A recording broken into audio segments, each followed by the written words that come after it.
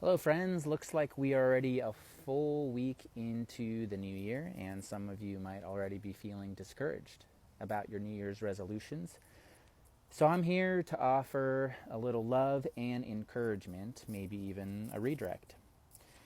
You see, when you create positive change in your life and it fails, it often boils down to the way you see yourself and consequently what you believe you deserve, for good or for bad. So, I'd like to discuss Dr. David R. Hawkins' 14 principles for spiritual growth that I believe, if followed, change the way you see yourself and the world, leading to a life where you don't have to make rules for yourself to live by.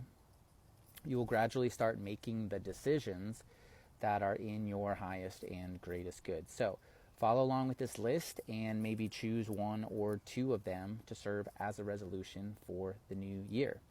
Number one, look at life not as a place to acquire gain, but an opportunity for learning, which is abundant, even in the smallest of life's details.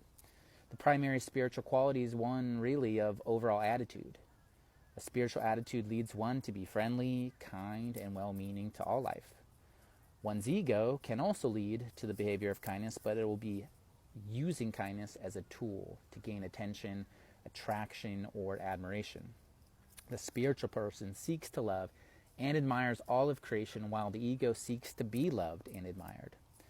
Number two, develop humility with the awareness of the limitations of the mind and appearance.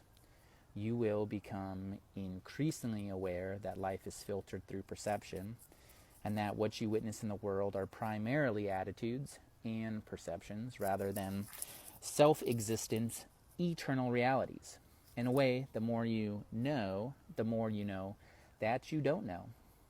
Number three, be willing to overlook and forgive. This willingness allows the serious spiritual student to resign from the self-appointed duties of being the one to judge, correct, control, direct, and change the world, and express opinions about everything.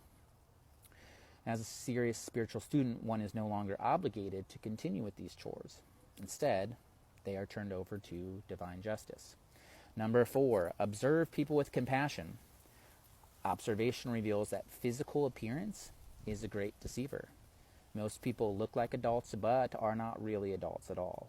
Within most people is a child who's merely imitating being an adult, simultaneously dealing with all the same emotional challenges that haunted them at the playground or in the classroom. The inner child that we hear about is actually quite outer. All right, number five, cultivate curiosity and familiarity with the nature of consciousness. Being a human being is very difficult, even in the best of circumstances. Demands often exceed capabilities. See, we've inherited an animal mind focused on fear and lack, while at the same time being gifted a conscious mind capable of experiencing love, joy, peace. So becoming more conscious makes it easier to stop being so reactive and triggered by the people you interact with. Number six, seek to give love rather than receive it. Most humans believe that love is something that you get, that it is an emotion, that it has to be deserved, and that the more they give away, the less they have. The opposite is the truth. Love is not a consumable good like food or the fuel in your car. The more love that is given, the more that exists. Your lovingness creates more love for you, your friends, and family, and the world. Number seven, avoid creating enemies. People fall into the trap of getting even. There is no such thing as winning a conflict. It only results in hatred by the loser. It serves spiritual progress to accept responsibility for everything that happens to you and avoid the trap of being the victim. Hence the teaching to turn the other cheek. Number eight, choose a benign role and view of life. Harsh viewpoints are not conducive to spiritual growth, even if they are right. One has to give up the luxury of revenge or the enjoyment of the bad guy getting it. The spiritual seeker sees through the illusion and therefore gives up the role of judge and jury, knowing that every hair has been counted and no kind word goes unnoticed. Forgiveness and love are key here. Speaking of which, number nine, give up guilt. An ego attachment to guilt is an attempt to buy salvation, manipulate God, and purchase forgiveness by suffering These attitudes stem from the misinterpretation that God is a great punisher. We seem to think we can assuage God's righteousness or righteous wrath by our penance. There's actually one appropriate penance for wrongdoing, and that is change.